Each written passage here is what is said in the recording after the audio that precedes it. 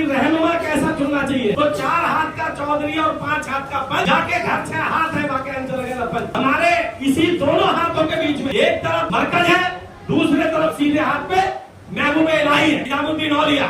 मेरे ठीक पीठ के पीछे एक शराबी भी दफन है जिसके नाम से हम यहाँ पे हैं, मगर उसके अंदर भी एक खासियत थी। अल्लाह पाक पता नहीं किससे कौन से काम ले लेता है। कुफन वाली बात अगर मैं बताऊंगा तो चंद शेर के 1-2-4 अल्फाजों के बीच में उस गालिब से भी अल्लाह पाक ने वो काम लिया था जो रहनुमाई का काम करता था।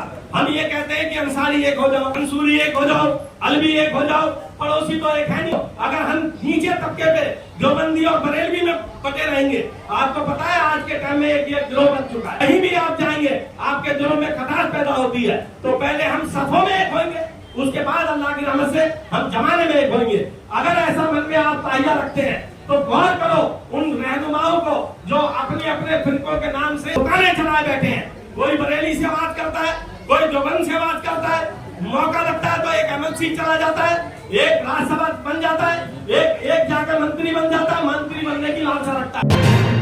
आप मुझे तलाश करते हुए रह जाएंगे। ये जिस सरजमी पे हम मौजूद है इस टाइम, एक मेरी बहन बैठी हुई है जो सोशल मीडिया पे हमेशा मुंतजर रहती है, इस बात की तलबगार रहती है कि मैं 2 लफ्ज कहूँ। दरअसल हम सर्दी में गर्मी का एहसास दिलाने के जगह रूपा का अंडरवियर नहीं बेचते हैं। पता ये चला कि हमें ठंडा ठंडा कूल चाहिए, नवरत्न का तेल। हम उल्टा करते हैं। तो मैं शुक्रगुजार उसका हूँ जिसने इस सारे प्रोग्राम को संभाल के रखा हुआ है।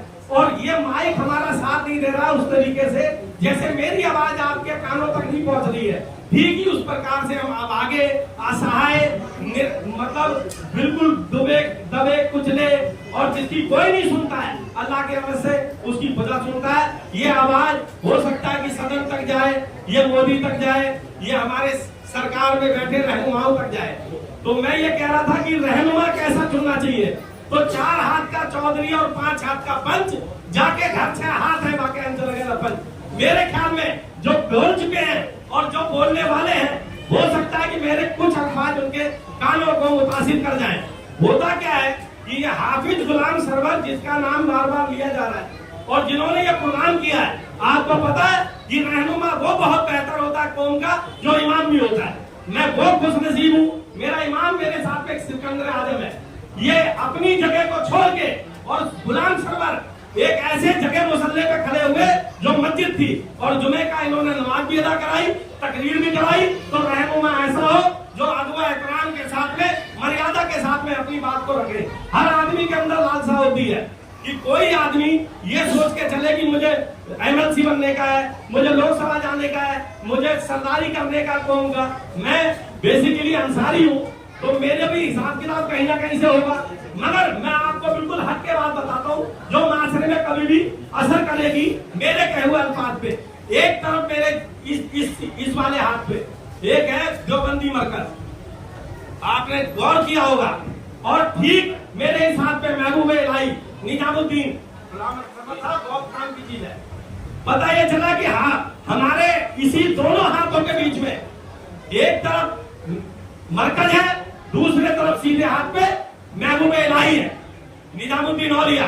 मेरे ठीक पीठ के पीछे एक शराबी भी दफन है जिसके नाम से हम यहाँ पे हैं, मगर उसके अंदर भी एक खासियत थी। अल्लाह पाक पता नहीं किससे कौन से काम ले लेता है। कुफन वाली बात अगर मैं बताऊंगा तो चंद शेर के 1-2-4 अल्फाजों के बीच में उस गालिब से भी अल्लाह पाक ने वो काम लिया था जो रहनुमाई का काम करता था। हम ये कहते हैं कि अंसारी एक हो जाओ, मंसूरी एक हो जाओ, अलवी एक हो जाओ, पड़ोसी तो एक है नहीं। गुलाम सरवर साहब ये बात मेरे कहे हुए अल्फाजों को टीवी के पटल पे रखते हैं और जमाना देखता है। मैं इनको ये कह रहे हैं ना बार बार कि रहनुमाई करते हैं, हम मशवरा करते हैं। मशवरा ऐसी बात का है कि अल्लाह के बंदो अगर हम नीचे तबके पे देवबंदी और बरेलवी में बटे रहेंगे, आपको पता है आज के टाइम में एक गिरोह बन चुका है। कहीं भी आप जाएंगे आपके दिलों में खटास पैदा होती है। तो पहले हम सफों में एक होंगे, उसके बाद अल्लाह की रहमत से हम जमाने में एक होंगे।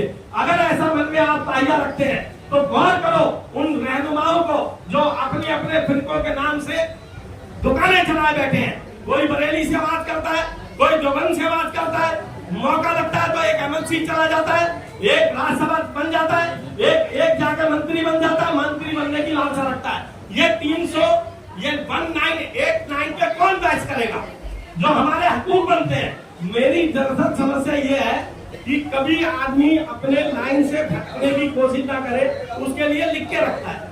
मगर मैं वहां बैठे बैठे और सोते जागते, जैसे हिटलर है ना, उसके एक नौकर रखा हुआ था कि सोएगा तब भी बताएगा क्या करने का है, जगेगा तब भी बताएगा क्या करने का है। मैं लिखे हुए को पढ़ता नहीं हूँ, मेरी आंखों की प्रॉब्लम है, मगर मैं ये याद रखता हूँ कि जिनने भी ये शोभा बढ़ाई है इस स्टेज की, जितने ये काबिल एहतराम है, अल्लाह की रहमत से आप भी उतने काबिल एहतराम, क्योंकि आप दूसरों के लिए ताली बजा रहे थे।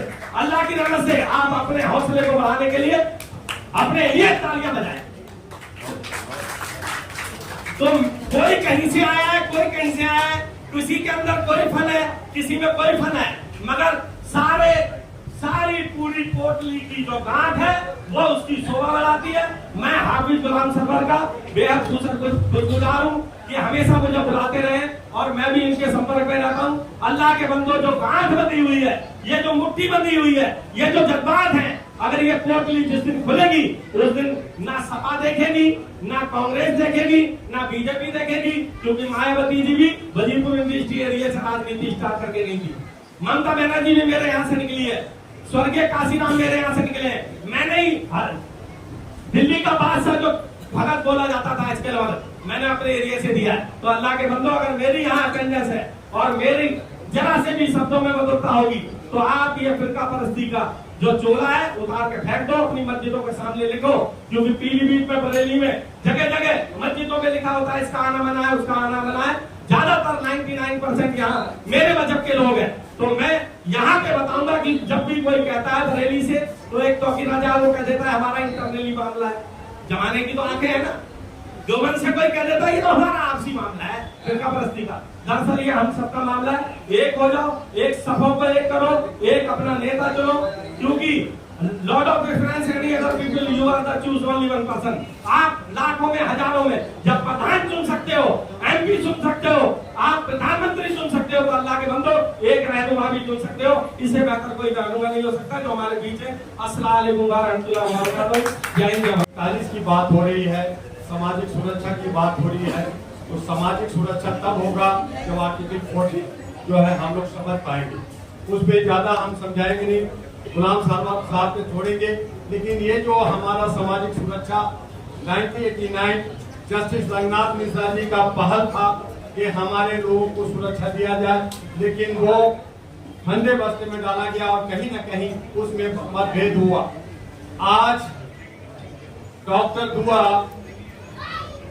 आप लोगों को ये जो सामाजिक सुरक्षा के लिए जो आवाज हमारे गुलाम सरवर साहब उठाए हैं और ये आप लोगों को अवेयरनेस देना चाहते हैं, इनको तहे दिल से, तन मन धन तक हर तरह से मैं इन्हें साथ दूंगा। इसे आप जो है राष्ट्रीय स्तर पे नहीं बल्कि पूरा जो है आप पहले दिल्ली और जो अपने जो गाँव के बीच में है उन्हें पहुंचाइए। बहुत बहुत शुक्रिया।